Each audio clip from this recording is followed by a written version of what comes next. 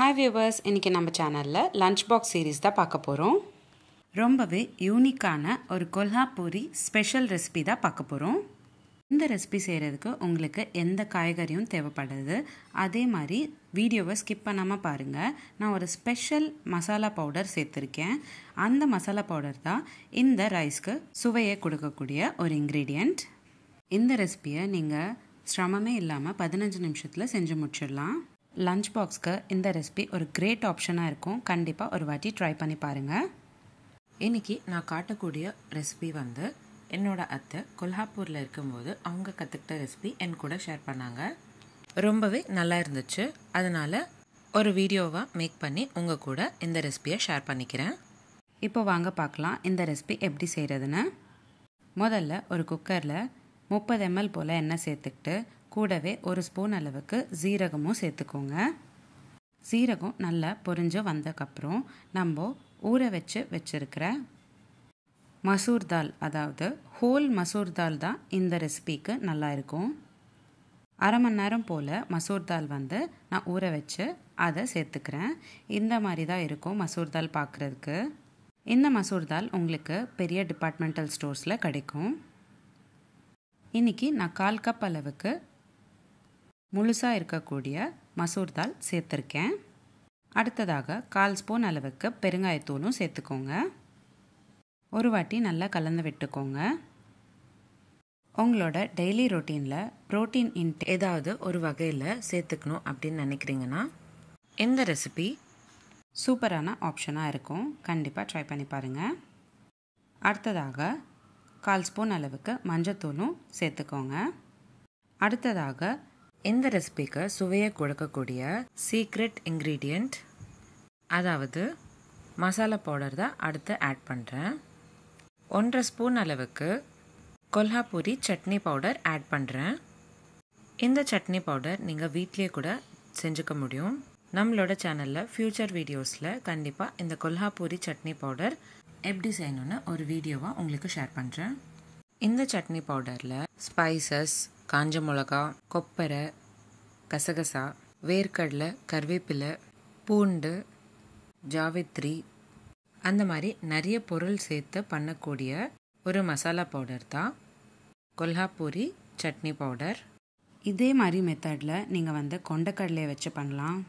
அதாவது கருப்பு கொண்டக்கடலை, வெள்ளை கொண்டக்கடலைன்னு இந்த 2 வச்சும் நீங்கள் வந்து இந்த ரெசிபி பண்ண முடியும். நீங்கள் மசூர் தால் பதிலாக பச்சை பயிர் கூட சேர்த்துக்கலாம். நான் இன்றைக்கி மசூர் தால் தான் சேர்த்துக்கிட்டேன். 2 நிமிஷம் போல் விடாமல் கலந்து விட்டுக்கிட்டே இருங்க, இல்லைன்னா அடி பிடிச்சிடும். அடுத்ததாக இந்த ரைஸ்க்கு தேவையான உப்பு சேர்த்துக்கணும். அதாவது 1 ஸ்பூன் அளவுக்கு உப்பு சேர்த்துக்கிட்டேன். நான் இன்றைக்கி உங்களுக்கு சொல்லக்கூடிய அளவெல்லாம் வந்து தாராளமாக 3 பேர் சாப்பிடக்கூடிய அளவு தான் நான் உங்களுக்கு சொல்கிறேன்.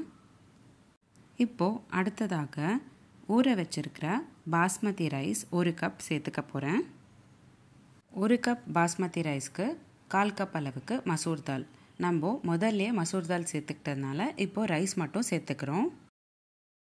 முதல்ல தண்ணியெல்லாம் நல்லா இருவிட்டு ரைஸ் மட்டும் சேர்த்துக்கோங்க. மசாலாவில் ரைஸில் நல்லா மிக்ஸ் ஆகிற மாதிரி கலந்து விட்டுக்கோங்க. உங்களுக்கு தால் வந்து ரைஸில் அதிகமாக தெரியணும் அப்படின்னு நினச்சிங்கன்னா 1 கப் ரைஸ்க்கு 1/2 கப் தால் கூட சேர்த்துக்கலாம். ஆனால் நான் இன்றைக்கி வீடியோவில் 1 கப் ரைஸ்க்கு 1/4 கப் அளவுக்கு மசூர் தால் தான் சேர்த்துக்கிட்டேன்.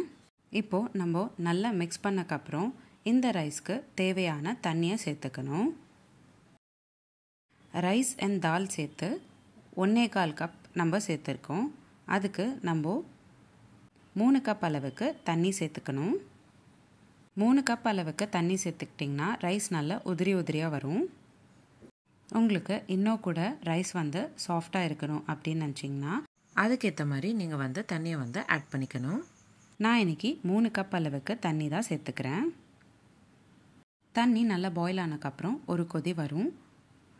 அப்போது மறுபடியும் ஒரு வாட்டி நல்லா கலந்து விட்டுட்டு குக்கர் மூடி போட்டு 2 விசில்ஸ் போல் லோ ஃப்ளேமில் வேக வச்சுக்கணும்.